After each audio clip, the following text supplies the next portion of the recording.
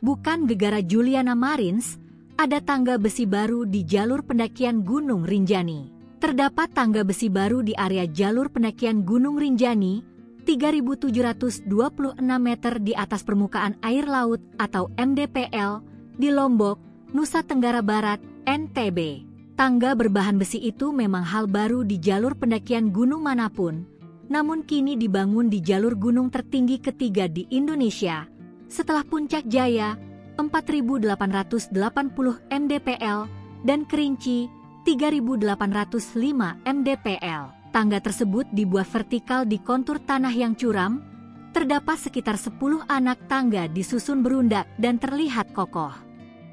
Tanpa petugas mengebor batu dengan alat bor, satu lainnya memasang dan mengelas besi padat di antara bebatuan. Aktivitas tersebut diunggah dalam video cuplikan pada akun Instagram Balai Taman Nasional Gunung Rinjani, TNGR, BTN_GN_Rinjani, pada Sabtu, 26 Juli 2025.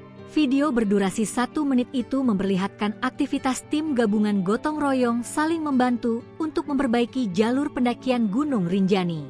Mereka bekerja keras, termasuk membawa peralatan dan perlengkapan berat. Seperti halnya mesin genset yang ditandu oleh 2 orang dengan kayu.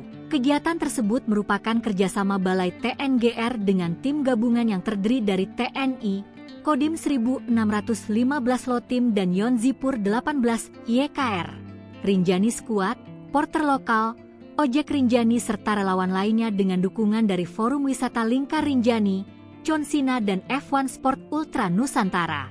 Demi jalur yang lebih baik, mereka mengklaim perbaikan jalur menargetkan titik-titik rawan, khususnya di jalur Pelawangan Sembalun, Danau Segara Anak.